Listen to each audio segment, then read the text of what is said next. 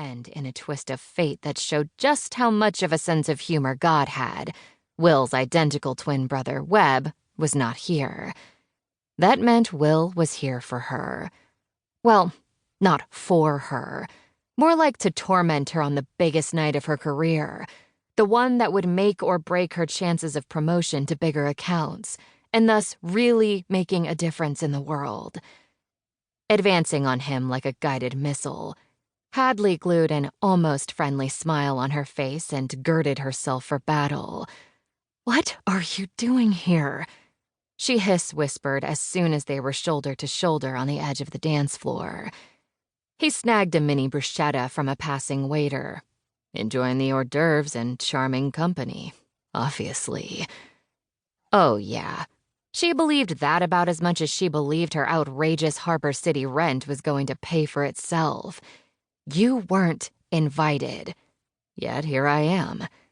He popped the bruschetta into his mouth and picked up 2 champagne flutes from the tray of another passing waiter, keeping one for himself and handing her the other. Just like you and last week's rugby game. She accepted the glass, suppressing the shiver of distaste when their fingers brushed. That was the only explanation for the way her heartbeat kicked up at the slight touch, and took a calm and dignified sip of the high-priced bubbly.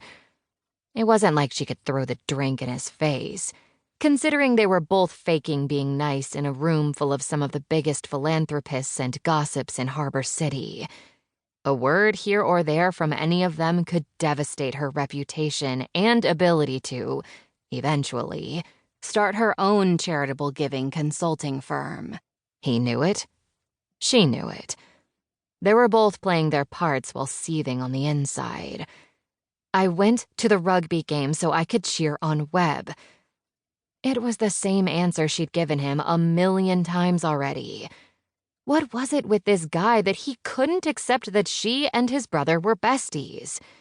When he hasn't even played for the last few games because his ankle was acting up. How very... He paused, clinking his glass against hers. Friendly of you. She sputtered something that barely even qualified as syllables, heat smacking against her cheeks.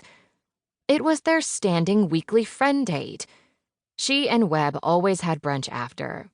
She liked watching rugby. It was interesting. That's it. There was no other reason for her to go watch the games. Definitely not the fact that Will played on the team, too. Why does he always make me feel like I'm doing something wrong? You, she said, about 1,000,000 epithets for him running through her head, are the worst. He shrugged his broad shoulders and looked totally unconcerned. Just because I don't fall for your country bumpkin sweet-as-pie con job like everyone else. He set his untouched glass of champagne down on the nearest flat surface. I know exactly what you're doing with Webb, and you won't get away with it. Then, without even bothering to wait for her response, because why would the big jerk? He strode off, disappearing into the coat closet that was packed full because of an unexpected summer downpour. No one wanted their black tie finery to get drizzled on, so it was wall-to-wall raincoats and dripping umbrellas. If he thought disappearing into there was going to stop her, he had another think coming. Pinched toes protesting, pulse rocketing, and ire stoked to Mount Vesuvius levels, Hadley marched in there and flung the door shut behind her. He stopped and did a slow-motion turn that wouldn't have looked out of place in the movies, except Will was anything but hero material. He crossed his arms over his chest, the move only emphasizing his thick biceps even in a hoodie, and raised an eyebrow in question. The unmitigated cocky gall of this guy. Ugh. It was beyond past time for this confrontation. After nearly a year of having to deal with his bad attitude, she was more than ready to have it out.